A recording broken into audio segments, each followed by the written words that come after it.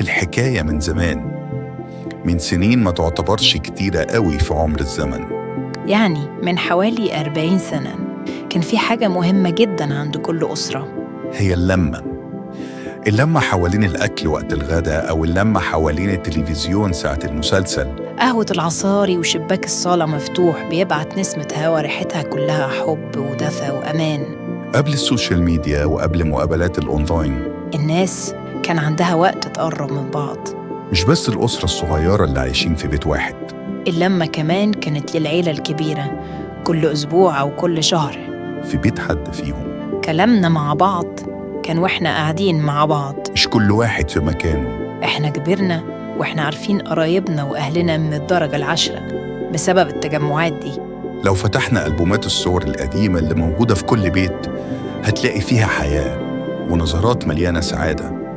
بص على أركان البيوت في الصور دي، هتلاقي فيها ناس كتير قريبة من بعضها. قليل لو لقيت حد بيتصور لوحده. يمكن ضغوط الحياة، يمكن التفاصيل اليومية اللي بقت مرعبة، أو يمكن إحساس كل واحد فينا إن أهله ومعارفه تحت إيده يقدر يتواصل معاهم بضغط على تاتش سكرين. خليته فاقد إحساس إنه في حاجة للتواصل. أو نسيته يعني إيه قرب. لو عجبك المحتوى هتلاقي الحلقة كاملة تحت الفيديو، وباقي الحلقات في الوصف.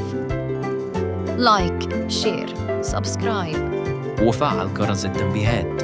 اكتب لنا في كومنت أكتر فيديو عجبك، واقترح موضوع الفيديو اللي جاي، واسمك هيتكتب في الحلقة. يوتيوب يا ميديا.